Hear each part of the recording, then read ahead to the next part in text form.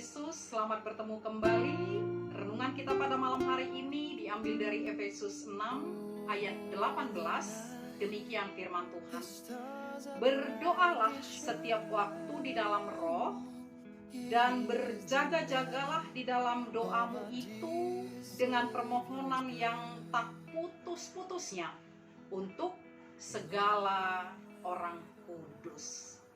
Yang pertama, situasi pandemi COVID-19 ini tentu membuat kita tidak bisa bertemu dengan orang lain, dengan keluarga kita, dan untuk itu apakah yang harus kita lakukan?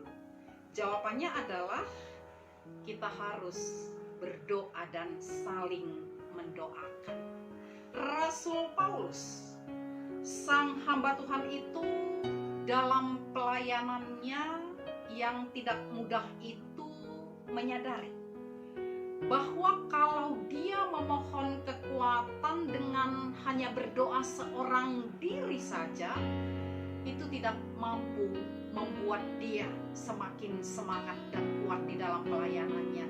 Dengan demikian, dalam renungan firman Tuhan pada malam hari ini terlihat jelas bahwa Rasul Paulus memohon kepada setiap orang percaya agar mereka juga mendoakan dia.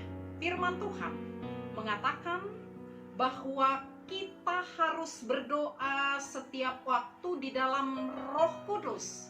Artinya kualitas doa yang kita panjatkan kepada Tuhan adalah doa yang dikuasai oleh Roh Kudus dalam rangka doa dalam kebenaran firman Tuhan, bukan yang lain. Dan berikutnya, firman Tuhan mengatakan berdoalah dengan tidak putus-putusnya setiap waktu. Ada kesetiaan, ada ketidakbosanan, ada kedisiplinan iman yang tinggi di dalam doa kita kepada Tuhan.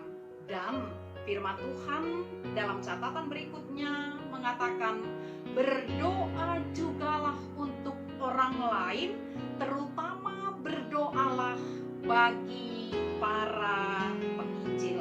Artinya, jikalau kita memanjatkan doa kita kepada Tuhan, kita tidak cukup hanya berdoa untuk diri kita secara pribadi saja, tetapi kita juga harus memanjatkan isi doa-doa kita yang di dalamnya ada doa untuk orang lain di situ. Jadi, jikalau selama ini ada kecenderungan kita hanya mampu menyalahkan atau menghakimi orang lain, malam ini kita rubah penghakiman itu untuk mendoakan orang lain di dalam kehidupan kita. Jadi, saudara-saudari yang dikasihi oleh Kristus Yesus, sahabat sorga, kesungguh-sungguhan berdoa yang jelas itu akan menghadirkan kuasa Allah yang maha besar itu di dalam kehidupan kita. Dan doa adalah menghubungkan kita dengan kuasa Allah yang tidak terbatas itu. Jadi, mari senantiasa tanpa pernah merasa jemu berdoa kepada Tuhan.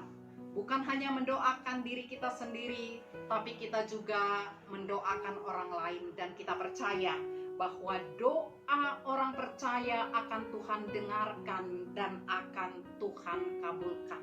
Sebelum tidur kita pada malam hari ini, panjatkanlah doa kita kepada Tuhan. Bukan hanya tentang diri kita, tetapi juga tentang orang lain. Dan pastinya ketika kita berdoa dan ketika kita mengatakan amin, ada kenyamanan tersendiri di dalam hidup kita.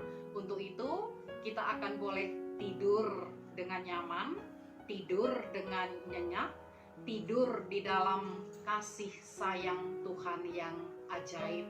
Jadi, saudara-saudariku, sahabat surga, selamat malam, selamat tidur nyenyak di dalam kasih sayang Tuhan, dan Tuhan Yesus memberkati.